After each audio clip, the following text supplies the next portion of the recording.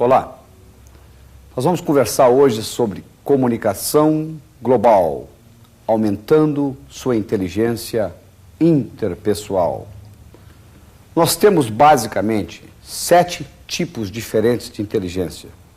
Nós temos uma inteligência verbal, uma inteligência matemática, uma inteligência corporal, uma inteligência musical, uma inteligência intrapessoal, uma inteligência espacial e uma inteligência interpessoal.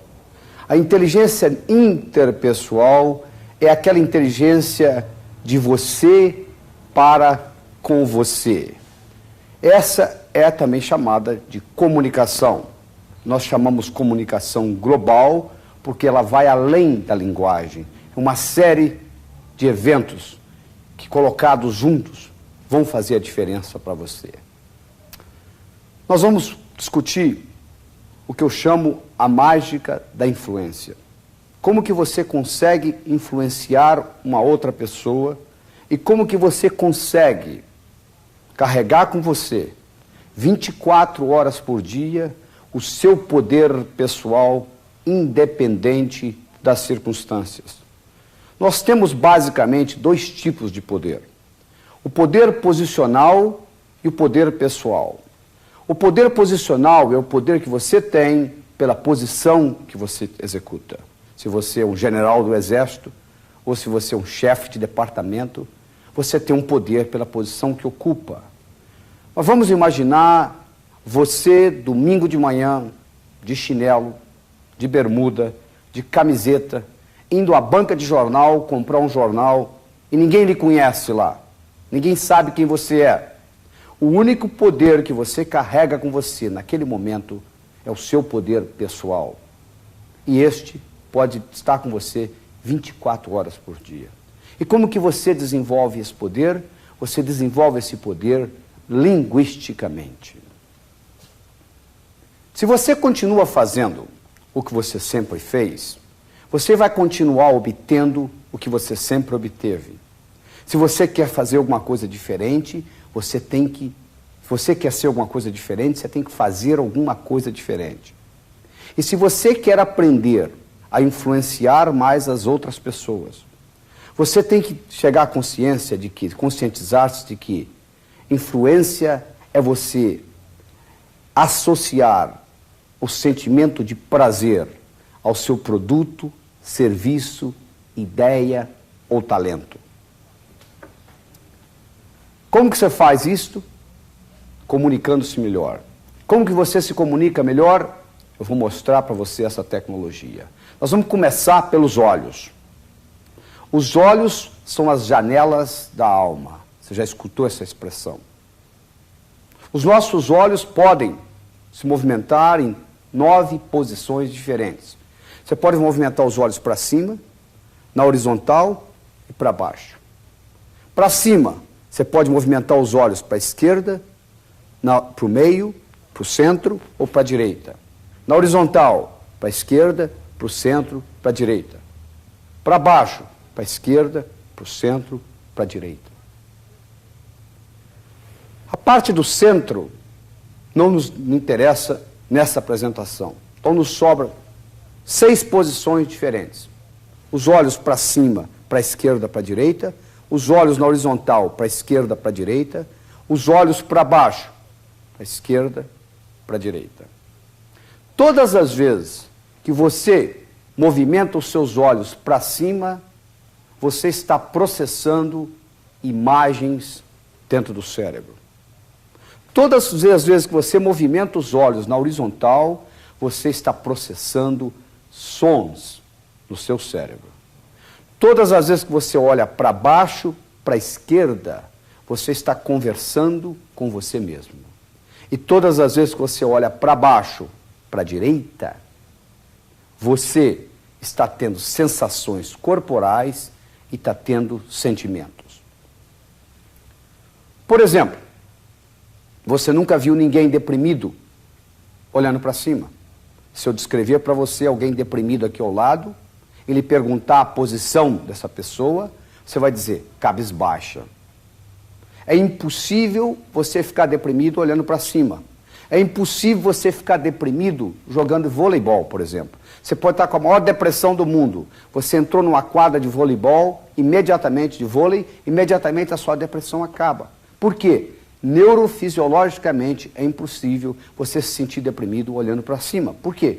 Depressão é você conversa com você mesmo e você se sente deprimido. Você conversa com você mesmo e você se sente deprimido. O que tem essa movimentação dos olhos a ver com a comunicação?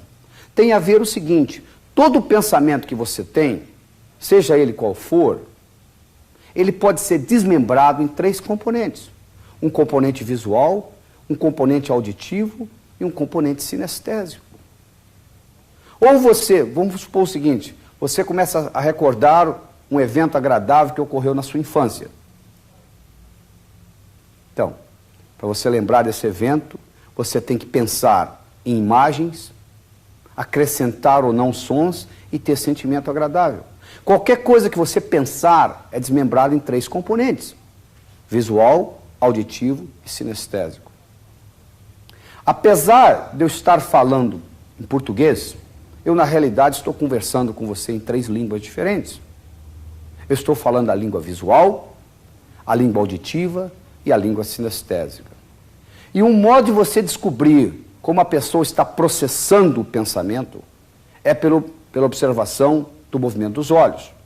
Todas as vezes que a pessoa olha para cima, ela está processando imagens no cérebro. Todas as vezes que a pessoa olha na horizontal, ela está processando sons. Toda vez que ela olha para baixo, para a esquerda, ela está conversando com ela mesma. Toda vez que ela olha para baixo, para a direita, ela está tendo sentimentos de própria percepção e emoções. Então vamos supor o seguinte: você está conversando com alguém e você observa os olhos dessa pessoa e no momento que você fala alguma coisa, ela olha para cima. Então você sabe não o que ela está pensando, mas como ela está pensando, com imagens. Se nesse momento você disser para ela, você está vendo o que eu estou dizendo? A palavra vendo encontra o canal visual aberto e você vai se comunicar melhor com essa pessoa. Você passa a ser mais inteligente interpessoalmente. Se você está prestando atenção na pessoa falando e ela simplesmente diz o seguinte, ela não só diz, ela movimenta os olhos para baixo, para a direita. E você então diz, como que você se sente com relação ao que eu estou dizendo? A palavra sente encontra o canal sinestésico aberto. Então essa pessoa vai se sentir mais à vontade conversando com você. Existem 3 componentes da habilidade de influenciar os seres humanos. Um deles é a palavra, o segundo é o tom de voz e o terceiro é a fisiologia. Palavra, tom de voz e fisiologia. Então vamos discutir isso com carinho. A palavra representa somente 7% da sua habilidade de se comunicar e de influenciar os outros. O tom de voz representa 38%. E a fisiologia representa 55%. Por isso que mesmo você sendo tendo um doutorado em comunicação, você ainda tem muito que aprender nessa área, porque isso ainda nem chegou nas universidades. Tudo que você aprendeu em termos de comunicação através da palavra sozinha, representa somente 7% do poder de se comunicar. Deixa eu dar um exemplo que aconteceu nos Estados Unidos. Nos Estados Unidos, vende-se muito por telefone, telemarketing. E foi ensinado às telefonistas a fazer o seguinte: o indivíduo que mora em Nova York, comparado com o indivíduo que mora em Dallas, no Texas, eles falam numa velocidade muito diferente. Se você colocar um indivíduo, um texano de Dallas, conversando com um indivíduo de Nova York, o indivíduo de Nova York vai reclamar que o texano fala muito devagar. O indivíduo do Texas vai reclamar que o indivíduo de Nova York fala muito depressa. Então foi ensinado às telefonistas o seguinte, que elas iriam assumir a mesma velocidade de voz da pessoa com a qual elas estavam falando no telefone. Se a pessoa falasse devagar, elas falariam mais devagar. Se a pessoa falasse depressa, elas falariam mais depressa. Isto sozinho aumentou para esta companhia onde foi testado esse esquema, aumentou 30% em vendas, mostrando o impacto não só do que você diz, mas como você diz. Muito mais importante do que o que você diz é como você diz. E a velocidade com que você fala é fundamental comparando com a pessoa com a qual você conversa. Então, agora para frente, você vai se lembrar do seguinte, se você está conversando com uma pessoa que fala muito depressa, aumente a velocidade da sua voz um pouquinho, da sua fala. Se você está conversando com uma pessoa que fala muito devagar, diminua a velocidade da sua voz um pouquinho. E só aí você está aumentando a sua capacidade de influenciar em pelo menos 25% a 30%. O terceiro componente é a fisiologia. Representa 55% do poder de se comunicar. O que é a fisiologia? A fisiologia é o modo como você coloca o seu corpo em comparação com o corpo do outro.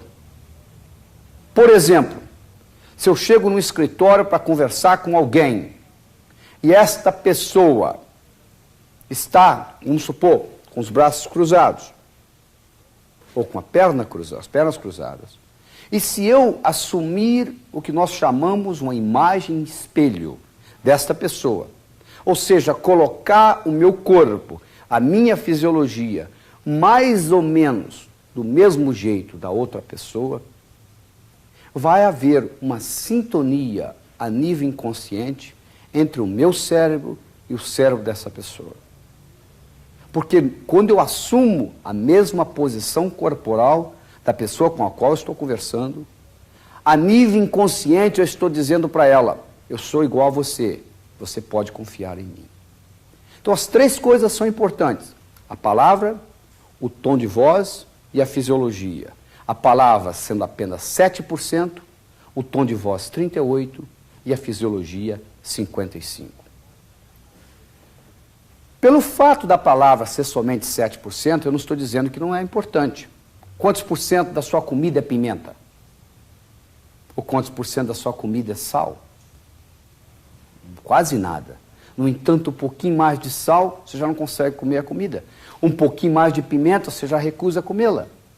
Então, apesar da palavra representar somente 7%, é importante. Mas ela se torna muito mais importante, essa importância pode ser multiplicada em até 10 vezes, se você leva em consideração o movimento dos olhos, e você então agora fala a palavra de acordo com a posição dos olhos da pessoa, ou se você leva em consideração a velocidade com a qual a pessoa está conversando, se ela fala depressa, você fala depressa, se ela fala devagar, você fala devagar, e principalmente se quando você fala, você está assumindo a fisiologia semelhante à da pessoa.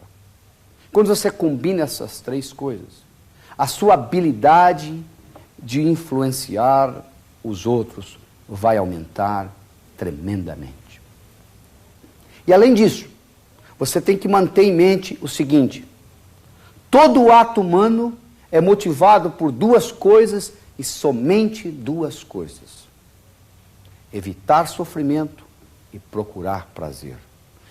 Tudo que você faz na vida, você faz ou evitando o sofrimento ou procurando o prazer. Se você, por exemplo, é fumante, por que você fuma?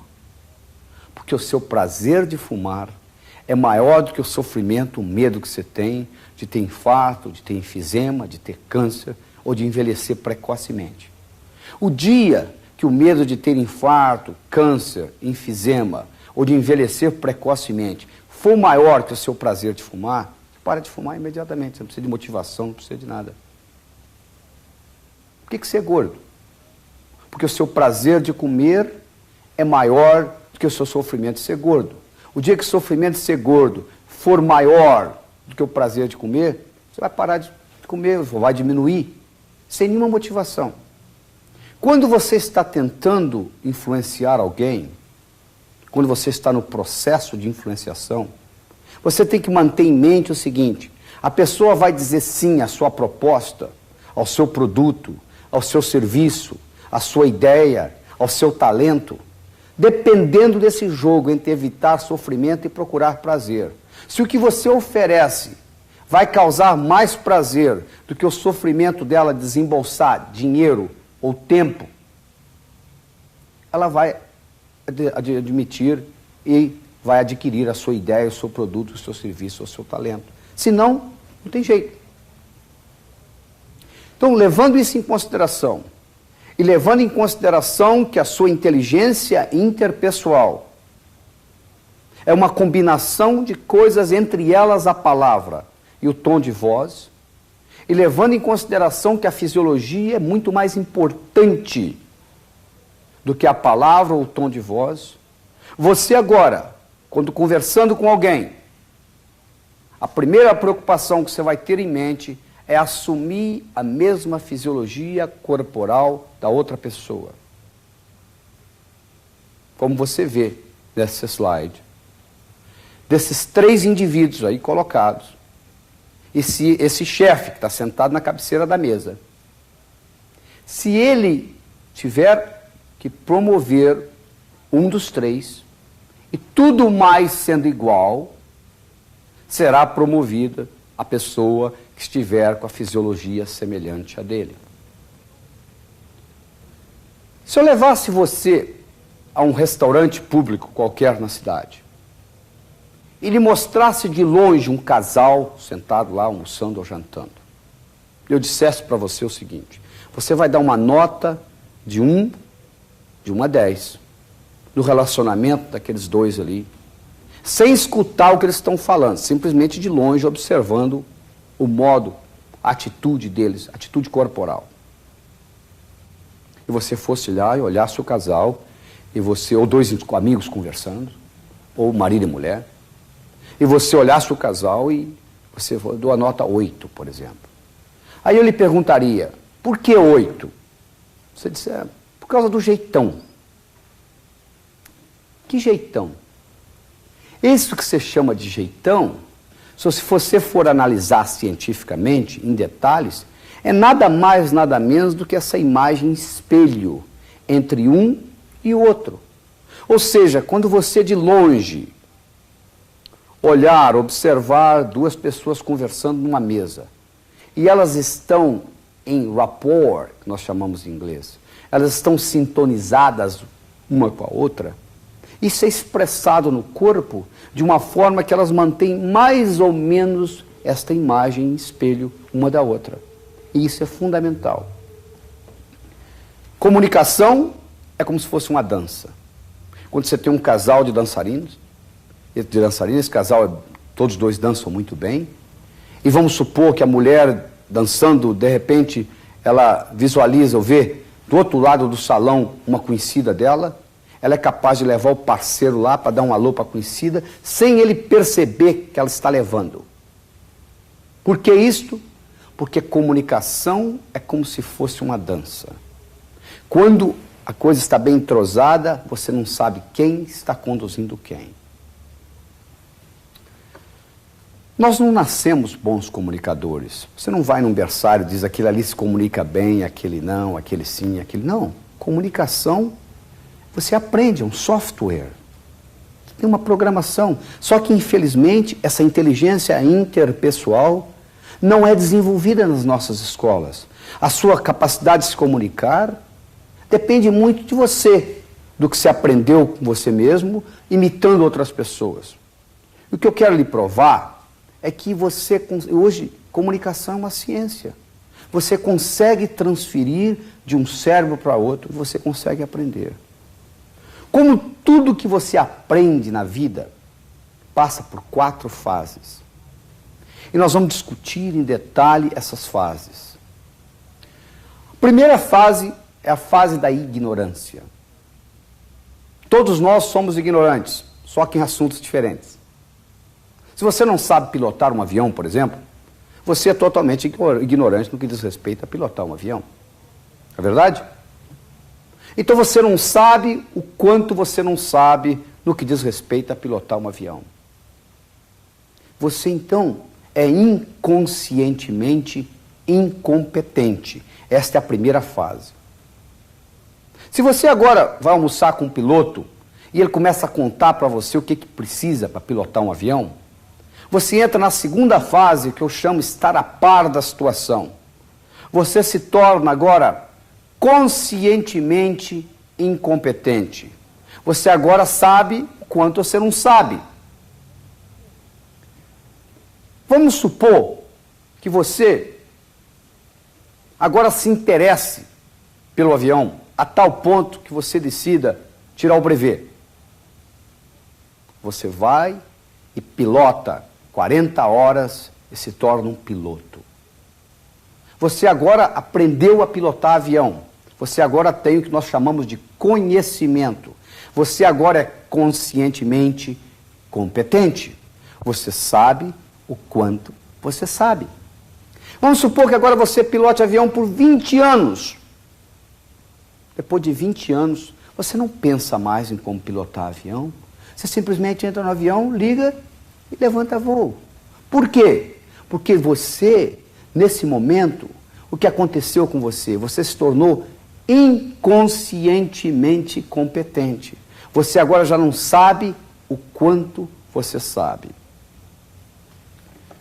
Todos nós, quando estamos aprendendo qualquer coisa nova, nós passamos por essas 4 fases.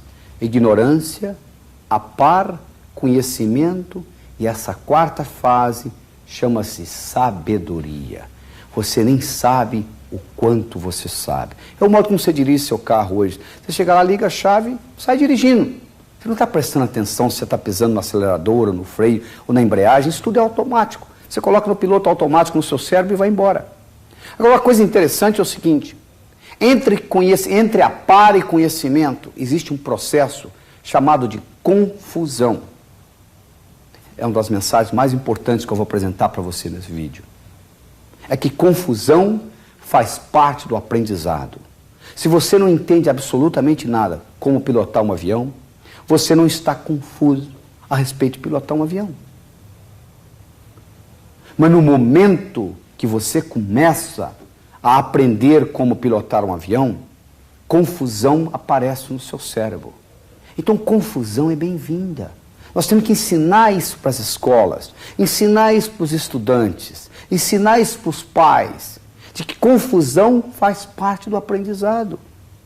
Quando você ficar confuso a respeito de alguma coisa, isso significa que você está quase adquirindo conhecimento naquilo. Então, o processo de aprendizado passa pela fase de confusão. Como passa por muitas outras fases. Como, por exemplo, passa pela fase de impacto. Isso é a primeira fase na comunicação.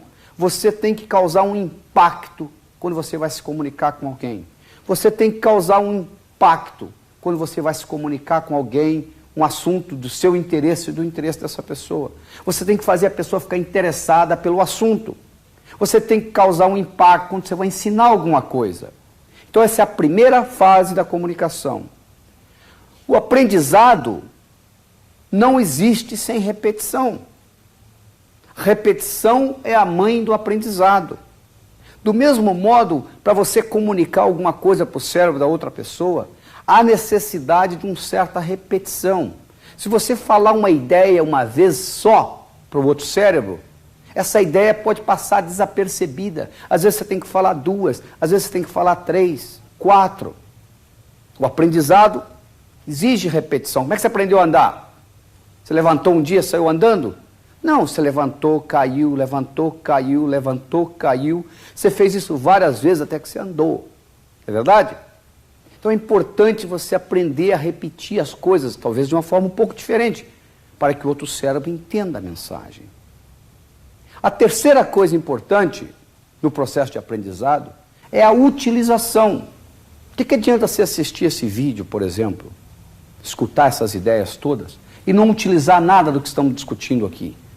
Não utilizar o movimento dos olhos, não utilizar o tom de voz, assumindo a mesma velocidade da pessoa com a qual você conversa, não utilizar a fisiologia, assumindo a postura semelhante a que a pessoa está, como se fosse uma imagem no espelho. Que adianta?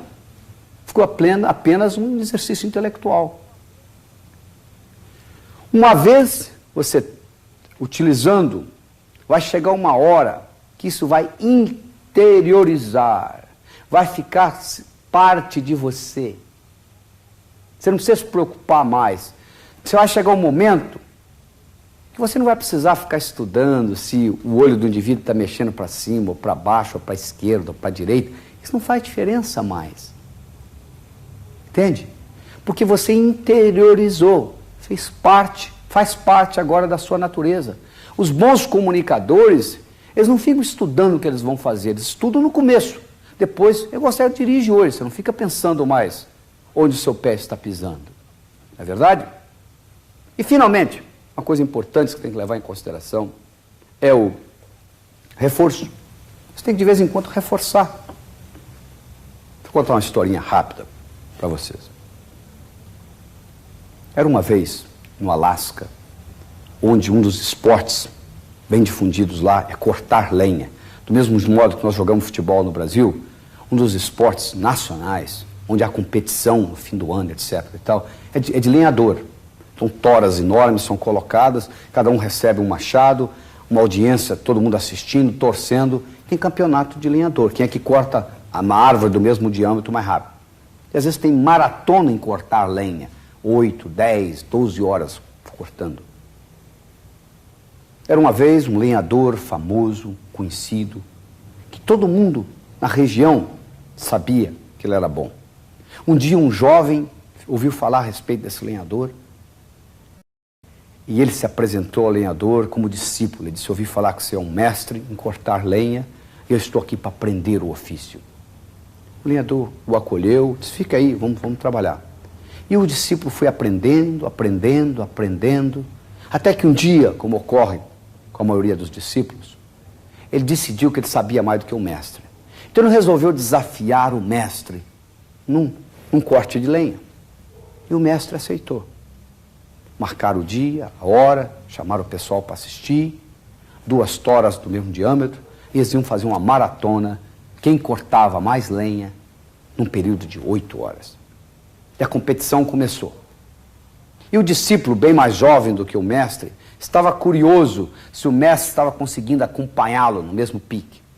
E de vez em quando o discípulo dava uma olhadinha para ver como estava o mestre. E para surpresa do discípulo, quando ele olhava, o mestre estava sentado, segundo ele, descansando. Ele pensou: velho, né? Está velho já, coitado. E o concurso, a competição continuou. E quando chegou o final do dia, foram contar, o mestre ganhou. O discípulo não entendeu, como é que pode? Foi conversar com o mestre: eu não entendo. Toda vez que eu olhei para você, você estava sentado, às vezes que eu olhei para você. Como que agora no final você consegue ganhar? O mestre disse: sentado não, eu estava amolando o machado. Você cortou lenha o dia inteiro e esqueceu de amolar o machado. Então diminuiu o corte, então o seu esforço aumentou. Então é a mesma história na fase da comunicação. De vez em quando você tem que parar e fazer isso que você está fazendo, assistir um vídeo desse. Porque na realidade o que você está fazendo aqui é amolando o machado para melhorar a sua inteligência interpessoal, a sua habilidade de se comunicar com os outros. E para fazer isso melhor, eu tenho que rapidamente resumir para você a essência da psicologia. Psicologia é a disciplina que estuda o efeito dos pensamentos no comportamento. Então nós temos um estado mental que é manifestado por um comportamento.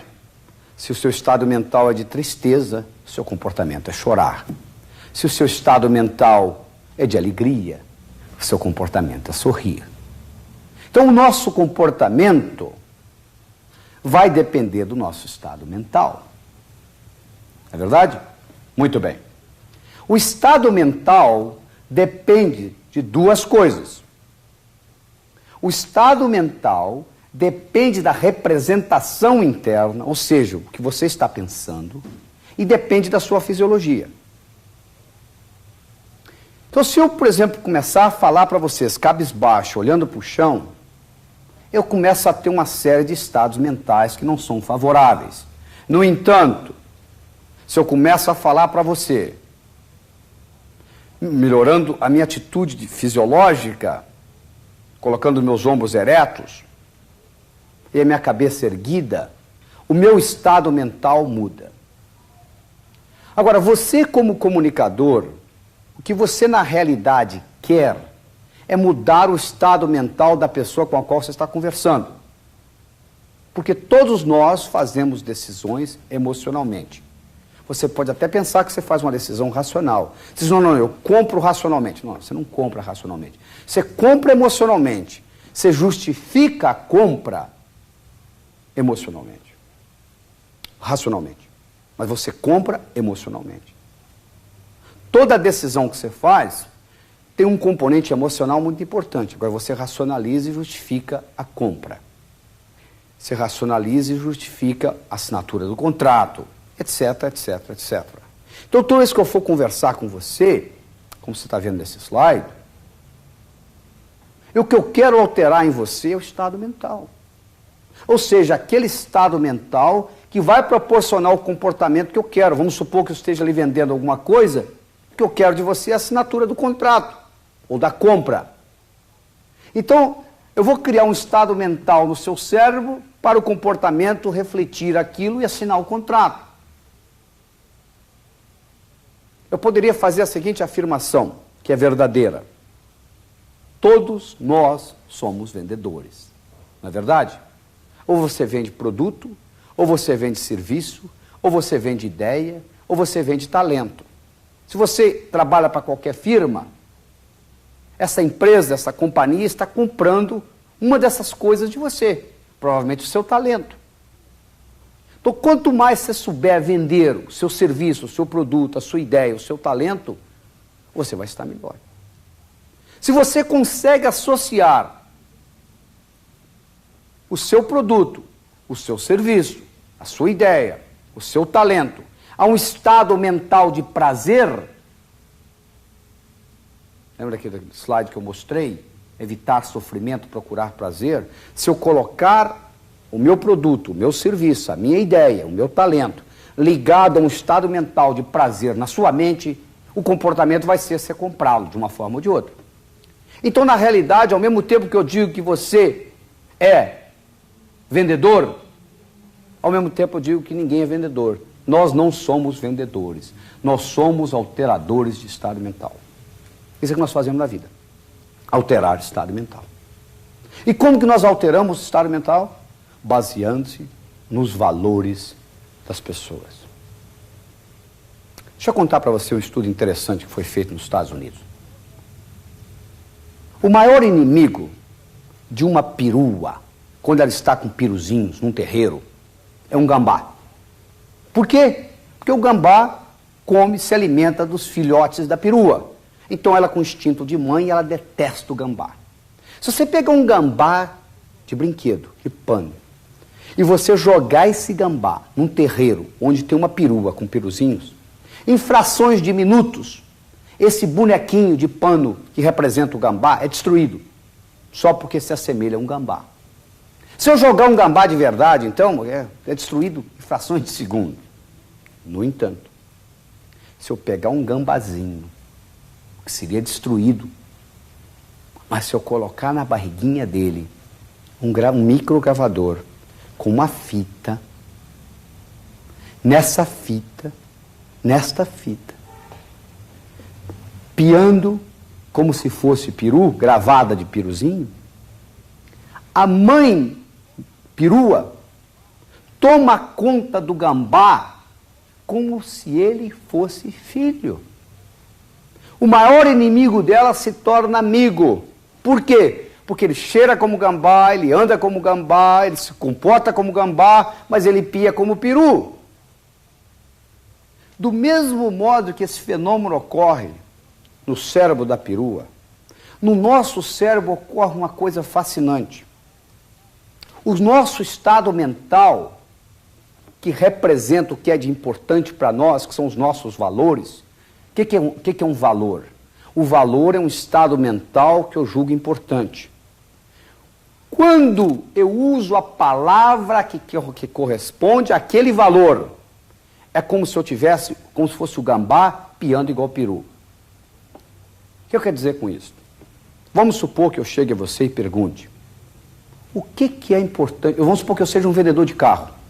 Você entra na minha loja e eu lhe pergunto, o que é importante para você num carro? E presto bastante atenção no que você vai responder. Se você disser, por exemplo, importante para mim num carro é conforto e prestígio.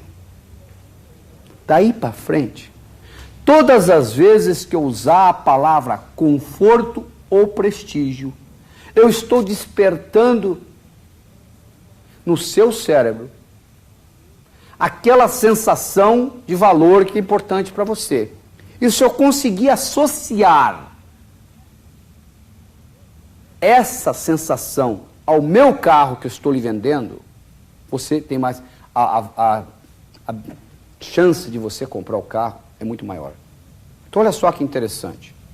Linguisticamente, aumentando a minha inteligência interpessoal, eu consigo agora fazer uma associação entre o seu valor e o produto que eu tenho para lhe oferecer. E quando eu descubro a palavra que representa este produto, todas as vezes que eu falar essa palavra, cada vez que eu falo essa palavra na conversa, eu estou ligando cada vez mais o meu produto a esse valor. E o seu interesse pelo meu produto, pelo meu serviço, pela minha ideia, pelo meu talento, aumenta. Olha só que interessante. Nós começamos a fazer distinções que nós não fazíamos antes, linguisticamente. O que é inteligência? Inteligência é a habilidade de fazer distinções. Se você for ao Alasca, o esquimó tem 49 palavras para descrever neve. Nós aqui no Brasil temos uma, neve. Lá eles têm uma palavra que quando diz é a neve que o trenó pode passar, a outra é a neve que pode beber, a outra é a neve que não pode pôr na boca, a outra é a neve que vai estar dizendo que vai ter chuva. Então, do ponto de vista de neve, eles são muito mais inteligentes, porque eles fazem distinções que nós não fazemos. Se você pegar um matuto lá do interior de uma fazenda, se você trouxer esse indivíduo para uma cidade grande, colocá-lo no centro da cidade, ele ficar lá o dia inteiro vendo o carro passar, ele não sabe distinguir um Del Rey, de um Santana, de um Monza. Carro é carro. Por outro lado, se você for lá na fazenda caçar tatu com ele à meia-noite, e ele fala para você que o tatu vai sair ali, você pergunta ele, como você sabe? Ele diz, não, é claro, é óbvio. É óbvio. O óbvio só é óbvio para o olho preparado. No momento que você começa a perceber essas distinções linguísticas, você começa a fazer o invisível visível. E isso lhe permite intervir. Você, quando começa a prestar atenção de que os olhos são as janelas da alma, que o movimento dos olhos não nos diz o que a pessoa está pensando, mas nos diz como a pessoa está pensando. Se você começa a prestar atenção na fisiologia da pessoa com a qual você conversa, e se você assume uma fisiologia semelhante àquela, se você cuidadosamente observa os fatos, o fato de que você não vai se tornar um mestre em comunicação em um dia, porque você tem que passar pelo processo de conhecimento e finalmente de sabedoria, ou seja, no começo você tem que fazer isso conscientemente, mas vai chegar um momento que você vai poder fazer isso automaticamente. Se você entende que todo comportamento depende de um estado mental, e que esse estado mental depende da sua fisiologia e do que você está pensando, e que você consegue interferir nesse estado mental, usando a palavra que a pessoa lhe deu, que representa para ela o estado mental, do mesmo modo que o gambá piando igual peru é respeitado como peru pela perua. Se você começa a colocar tudo isto junto, você vai perceber que a sua capacidade de influenciar os outros vai aumentar, que a sua habilidade de fechar negócio vai aumentar. Por quê? Porque você se tornou interpessoalmente mais inteligente. E o interessante na inteligência é que é como um jogo de xadrez. Quando você mexe numa peça de xadrez, você na realidade mexeu no jogo todo. Você não consegue mexer numa peça sozinha. Quando você mexe numa, você mexe em todas elas, porque você mexeu no jogo. Do mesmo modo é a nossa inteligência. Apesar de termos 7 tipos diferentes de inteligência, quando você mexe numa, no caso essa que nós estamos mexendo hoje, que é a sua inteligência interpessoal, você acaba mexendo nas outras simultaneamente. E a sua inteligência como um todo aumenta. E a sua comunicação global aumenta. E você se torna mais influente, conseguindo mais daquilo que você quer na vida. Eu gostaria de terminar enfatizando para você o seguinte, que o que diferencia um amador de um profissional é persistência e paciência. Por quê?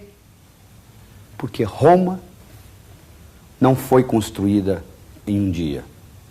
A sua inteligência interpessoal não vai ser aumentada da noite para o dia. Mas se você rever esse vídeo outras e outras vezes, eu lhe garanto que você vai ser mais inteligente interpessoalmente. Muito obrigado.